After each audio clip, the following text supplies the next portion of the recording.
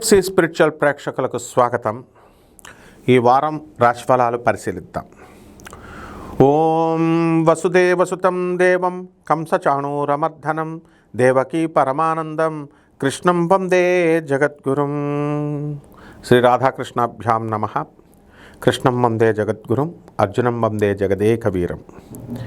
ఈ వారం మనకి గ్రహ స్థితిగతులు చూద్దాం, ఏ ఏ రాశుల్లో ఉన్నాయో.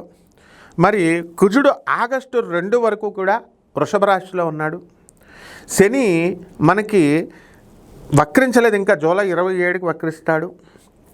రాహు కుంభరాశి, కేతువు మనకి సింహరాశి. శుక్రుడు జూలై 4నే సింహరాశి ప్రవేశం చేశాడు. అదేవిధంగా ఈ యొక్క గురుడు కర్కాటక రాశి, రవి వచ్చేసరికి జూలై 16 నుంచి మనకి ఈ యొక్క కర్కాటక రాశిలో ఉన్నాడు. ఇకపోతే బుధుడు జూలై 22 నుంచి కూడా కర్కాటక రాశిలో ఉన్నారు. దీన్ని బట్టి ద్వాదశ రాశుల వారికి అందరికీ కూడా ఒక్కొక్క రాశి వారిగా ఏముందో ఎలా ఉంటుందో ఈ వీడియోలో చూద్దాం.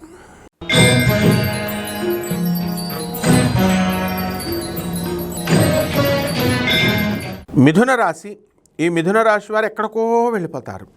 మీకు ఫుల్ బిజీగా ఉంటారు ఫ్రెండ్స్, స్నేహాలతో. డైలీ ఉన్నటువంటి పనులు ఇవన్నీ కూడా వాటితో కాకుండా నెల్లూరు వెళ్ళి ఊర్లు వెళ్ళి తిరిగి ఆనందంగా గడిపి వస్తారు. కాబట్టి విదేశాలకు సంబంధించినటువంటి వ్యవహారాల్లో మీరు సక్సెస్ఫుల్గా మీరు మూవ్ అవుతూ ఉంటారు. విదేశాల్లో ఉన్నటువంటి వాళ్ళ ఇళ్ళకి ఫంక్షన్స్కి వెళ్ళడము, ఈ రకంగా వ్యాపారాలు చేసేటటువంటి వాళ్ళకి అన్ని రకాల వ్యాపారాలు కలిసి వస్తాయి. మిథున రాశి వారికి కొంచెం ఈ సంవత్సరం ఈ యొక్క వారంలో మైజర్స్గా మీరు బిహేవ్ చేయడము, దాని ద్వారా మీకు ఈ యొక్క పనులన్నీ కూడా కొంచెం ఆలస్యంగా అవ్వడము అనేటటువంటిది జరుగుతుంది.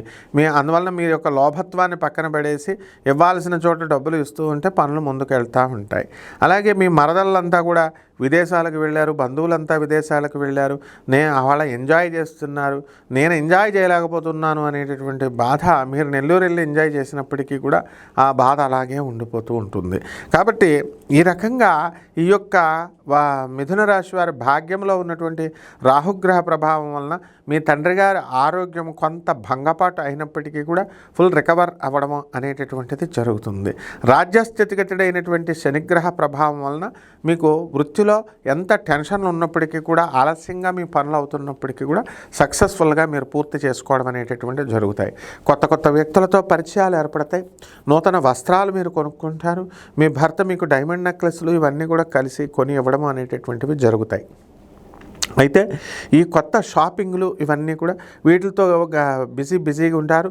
అండ్ మా ఆడపడుచులు, అత్తగారులు అంటూ కుటుంబ విషయాల మీద దృష్టి పెడుతూ ఆధ్యాత్మిక ధోరణి నుంచి కిందకి జారి పడిపోతారు. కాబట్టి ఈ యొక్క మిథున రాశి రైతులు కూడా బ్రహ్మాండంగా సంపాదిస్తారు. చేపల రొయ్యల చెరువులు కూడా బ్రహ్మాండంగా మీరు వేయడం అనేటటువంటివి జరుగుతాయి. ఇక పరిహారాల దగ్గరికి వచ్చేసరికి ఈ యొక్క మిథున రాశి వారికి బుధగ్రహం, బుధ జపం చేసుకోవాలా, బుధ స్తోత్రాలు చదవాలి. బుధుడికి కిలో పావు పెసల్ని ఆకుపచ్చ రంగు ఉన్నటువంటి వస్త్రాన్నిచ్చి పేద బ్రాహ్మణులకి బుధవారం నాడు ఉదయం 7 గంటలకి దానం చేసుకోవాలి. దశమహావిద్యల్లో ఒకటైనటువంటి షోడశి అమ్మవారు అంటే లలితా అమ్మవారి యొక్క ఆరాధన, అమ్మవారి యొక్క పూజ మీరు చేసుకోవాలా. లలితా సహస్రం చేసుకోవాలా. మర్రి చెట్టును మీ ఇంట్లో వేసి పూజ చేసుకోవాలా. ఎందువలనంటే మీరు మొత్తం కొట్టేశారా లేదా ఇల్లు కట్టుకున్నప్పుడు చెట్లని, అందువలన ఆ పీపల్ ట్రీ లేదా రావి చెట్టును పెంచి పూజ కూడా చేయాలి. ఈ రకంగా చేస్తే సరిపోతుంది. శుభమస్తు.